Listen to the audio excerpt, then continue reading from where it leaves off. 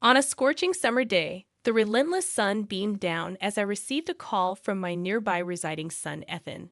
He expressed a desire for me to join in the celebration of our grandson Caleb's 5th birthday. Armed with a carefully chosen gift alongside my husband, Robert, I made my way to Ethan's house. Upon ringing the doorbell, Ethan, upon opening the door, subtly signaled with a nod that I should contribute to the party preparations. Suppressing any unease, I utilized the available ingredients in their kitchen to prepare dishes for Caleb, the birthday boy. As I arranged them on the dining table, aiming for a vibrant display, Ethan's wife, Sarah, interrupted, stating that it was sufficient as they were expecting friends soon. Confused by her remark, Ethan chuckled and advised me to leave the gift and depart swiftly. Feeling somewhat embarrassed, I cast my gaze downward. Robert, observing the couple's behavior, whispered that this might be the last time. Reflecting on my own educational journey, I recognized that society often harshly perceives those who drop out of high school. While I never regretted my decision, societal judgments sometimes weighed on me. Fortunately, Robert, with his impressive academic background, never judged me based on titles, teaching me that true elites don't solely assess others based on education. Married to Robert, we became parents to Ethan, believing in shared parenting responsibilities. However, due to strong requests from Robert's parents, they took a significant role in Ethan's upbringing. Gratefully accepting their offer, I later regretted it as it seemed Ethan had two sets of parents, impacting his character negatively. When we disciplined him, Robert's parents tended to spoil him. As Ethan matured, his arrogance and selfishness became apparent. His reluctance to face challenges and his biased judgments seemed to stem from the dual parenting structure. This behavior intensified after Ethan graduated from grad school, openly disrespecting me due to my educational background. Recognizing that not everyone shared Ethan's attitude, I drew strength from Robert's kindness and refused to let Ethan's words affect me. However, I couldn't shake the concern that his behavior might alienate people. Despite contemplating discussing it with Robert, I hesitated, realizing that significant change might only come with a major event. Despite my reservations, Ethan entered a new phase in his life after graduating from grad school. He joyfully announced his intention to marry Sarah, an elegant woman he had known since high school. Though Sarah, like me, had dropped out of high school, Ethan showed no disdain for her background, contrary to some past experiences. Excitement filled the air as we decided to gift them a lavish photo shoot to celebrate their union. This gesture symbolized our support for their journey together. At first, I believed Ethan's choice of a life partner signaled growth and maturity. However, reality hit when Sarah called for help with their malfunctioning vacuum cleaner shortly after they began married life. Suppressing initial thoughts about contacting the manufacturer, I headed to their high-rise apartment in downtown New York. Upon reaching their room, I was surprised to find both Sarah and a child inside, someone I hadn't met before. Assuming it was a relative's child they were looking after, I refrained from mentioning it. The purpose of my visit was to inspect their faulty vacuum. As I opened it, I discovered that the filter was completely clogged. While replacing it, I couldn't help but wonder if they were aware of the need to change filters regularly. The vacuum started working smoothly again, and Sarah, genuinely surprised, thanked me, admitting she didn't know vacuums could get like that. In that moment, I questioned if she was joking, unsure of whether her ignorance about vacuum maintenance was genuine or a playful remark. As I glanced around, I couldn't ignore the laundry haphazardly hung up and the wrinkled tablecloths. It dawned on me that Sarah might not excel in household chores, a trait I hadn't noticed during our initial meeting. Anticipating potential future calls for basic household matters, I decided to provide Sarah with a brief tutorial. Sarah, I began about the vacuum filter, only to be interrupted by her casual response. Oh, when it gets full again, can you take care of it? Taken aback by her nonchalant attitude, she continued, Ethan told me that if there's any trouble, I should just get you to handle it. Speechless, I realized that even Ethan's wife, Sarah, regarded me as little more than a maid. Despite Ethan's history of looking down on me, I never expected this from his spouse. It became clear that Ethan had been communicating his dismissive attitude towards me to Sarah. Reflecting on my misguided assumption that Ethan had matured because he married someone without a college degree, I felt ashamed of my previous naivety. From that point on, whenever Sarah felt lazy or uninterested in household chores, she exploited Ethan's willingness to summon me to finish all their tasks. Late evening calls from Ethan became routine, usually requesting me to make dinner, clean up, or expressing a vague desire for something American, which entailed burdensome shopping in preparation. Once I was tasked with babysitting, only to discover that the child I had previously seen at Ethan's house was Caleb, Sarah's 5-year-old son from her previous marriage. Unaware of this detail during our initial meeting, I refrained from probing into their past and simply followed instructions. While Caleb wasn't demanding during babysitting, the frequency of these calls became the real issue. Despite having my own plans and commitments, I found myself summoned day and night by Ethan and Sarah. Any delay on my part resulted in an earful, gradually leading my life to revolve around their needs, extending beyond household chores shared with Robert.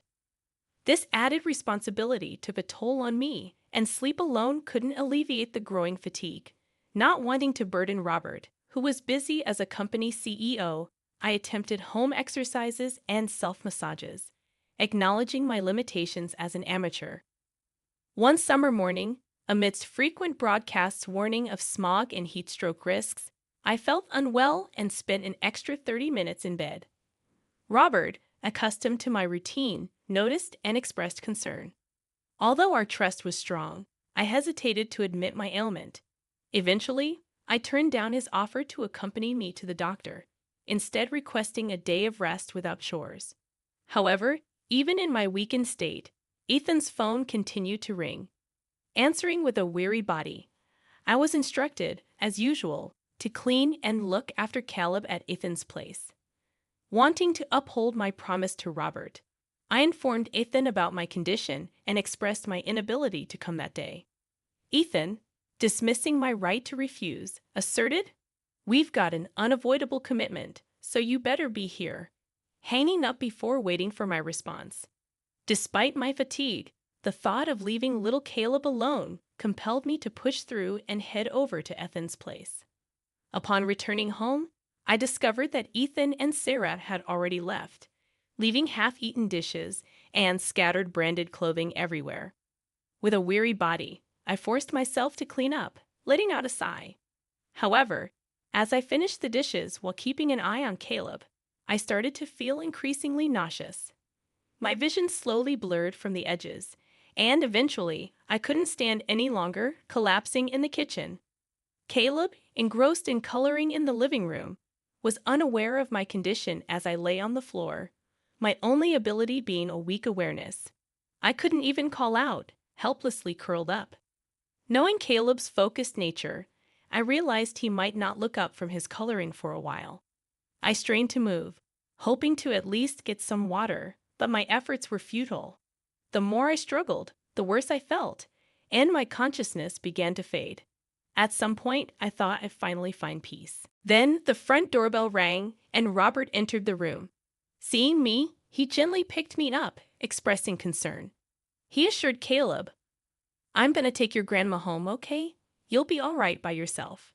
Caleb, looking worried, nodded. Robert brought me to his house, hydrated me, and carried me to bed. Apparently, in addition to already being unwell, I had become dehydrated due to accumulated fatigue. With shallow breaths, I managed to apologize to Robert, saying, "I'm so sorry for being a burden." He shook his head silently, squeezing my hand. Reflecting on the moment before heading to Ethan's house, I felt relieved that I had quickly informed Robert. Despite promising to rest at home, going out felt like betraying Robert's kindness. Having updated Robert just in case, true to his word, he arrived to pick me up from Ethan's place after wrapping up his work. His timely presence couldn't have been more comforting, and feeling safe in bed, I drifted into a deep sleep. Upon waking up at dinner time, I felt rejuvenated after some rest and hydration, heading to the kitchen to prepare dinner. To my surprise, a meal, likely prepared by Robert, was already set, waiting to be served. Spotting Robert engrossed in a magazine on the couch, I expressed my gratitude for his thoughtful gesture. Noticing I was up, Robert looked up with concern and asked, "You all right?" I replied with a thankful smile, saying, "Thanks to you, yes. And thank you for preparing dinner." Chuckling, Robert said, "No problem at all." The relaxed atmosphere as we finished dinner on the sofa was heartwarming. As we settled in, Robert broached the topic of Ethan. Feeling that the problem was no longer mine alone, I decided to open up. I explained how Sarah struggled with household chores, and Ethan consistently delegated tasks to me. I shared the challenges of managing my health, especially due to the responsibilities dumped on me, including caring for Caleb, Sarah's son from her previous marriage. As I spoke about my own inadequacies, Robert crossed his arms, putting a hand to his chin in deep thought. Unsure of what was on his mind, I awaited his next reaction, fearing disappointment. However, when he looked at me again, his expression was calm, suggesting that I should stop visiting Ethan's place. From that point on, I received frequent calls from Ethan, but I chose not to respond. Despite feeling sorry for Caleb, I recognized that I wasn't their housekeeper and couldn't overexert myself, especially after causing worry to my dear husband. After a few weeks, a different kind of message arrived. A birthday party invitation for Caleb's once-a-year celebration. After discussing with Robert, we decided to attend and celebrate together. Upon reaching Ethan's place on the day of the party, he immediately instructed me to prepare a lavish meal, a task I anticipated. I looked up easy party recipes online and started making dishes like gratin, potato salad, and vegetable broth soup. As I laid out the colorful spread, Sarah, smiling, mentioned that their friends would be arriving soon, implying that my role was limited to cooking. Despite their worsening attitude, I held back my anger for Caleb's sake. Joining in with Sarah, Ethan chuckled and suggested I drop off the present and leave. Feeling ashamed, especially in front of Robert, I looked down. Robert, quietly observing the situation, murmured in a barely audible tone, "Well, it's gonna be the last time this year." Ignoring Robert's comment, Ethan urged me to leave quickly. Unable to directly celebrate Caleb's birthday, Robert and I left Ethan's house, overwhelmed with guilt. Quickly apologizing, I was met with Robert's firm response, "No, it's him who's wrong." He then drove me home before heading to work. Left alone at home, I sat on the living room couch and soon fell asleep, unable to resist the sudden wave of fatigue. I wished to forget the shame I caused Robert as soon as possible. A few days later, around 7 a.m., the doorbell rang, accompanied by the sound of heavy footsteps. Ethan burst into the room, yelling about being transferred to the regional planning department. His face reddened to the point where his veins bulged, and it seemed Robert had given Ethan a transfer order. Calmly responding without changing his expression, Robert explained, "It's the consensus of everyone." The truth revealed that after Ethan graduated from graduate school and struggled to find a job, he joined Robert's company through connections. While Robert's character facilitated Ethan's employment, his unsatisfactory work performance caused problems for everyone in the company. Ethan's inability to produce results at work, coupled with his misuse of company funds for personal entertainment and golfing, had been an ongoing issue. Robert had repeatedly warned and urged Ethan to improve, but his son remained unresponsive. Ethan's unreasonable demands towards me seemed to be the last straw for Robert. With the company's impending international expansion, Robert decided to transfer Ethan to a regional miscellaneous task department with the support of the executives. Robert, who had always believed in people's capacity to change, had held out hope for Ethan's sincere improvement. However, Ethan's consistent lack of growth seemed to have exhausted Robert's patience. The transfer marked a significant fall in Ethan's standing both within the company and his family. When Robert explained the reason for the transfer and told Ethan that he wouldn't recognize him until he cooled down and repented, Ethan trembled. In a desperate attempt, he warned Robert about not seeing his grandson again, referring to Caleb. However, Robert stood firm, revealing that Caleb wasn't their real grandson, with no blood connection. Robert explained Ethan's current situation, revealing that the luxury condo and company car Ethan used were owned by Robert. This implied that Robert was aware of Ethan's frequent disturbances towards me. Instructing Ethan to pack up and leave, Robert emphasized the consequences Ethan might face. Realizing the gravity of the situation, Ethan began to apologize profusely, but Robert, known for his decisive leadership, remained unmoved. As Ethan limped towards the exit, Robert sternly told him to grow up and not blame the child. Ethan's transfer to Nebraska followed, and a few days later, he called seeking help with credit card payments, revealing Sarah's misuse of his card. Neither Robert nor I were willing to assist until we saw a genuine change in Ethan. This marked a shift in our approach, choosing not to enable his irresponsible behavior. As I hung up the phone, I reflected on Ethan's current struggles, acknowledging that he was now experiencing the real world's challenges.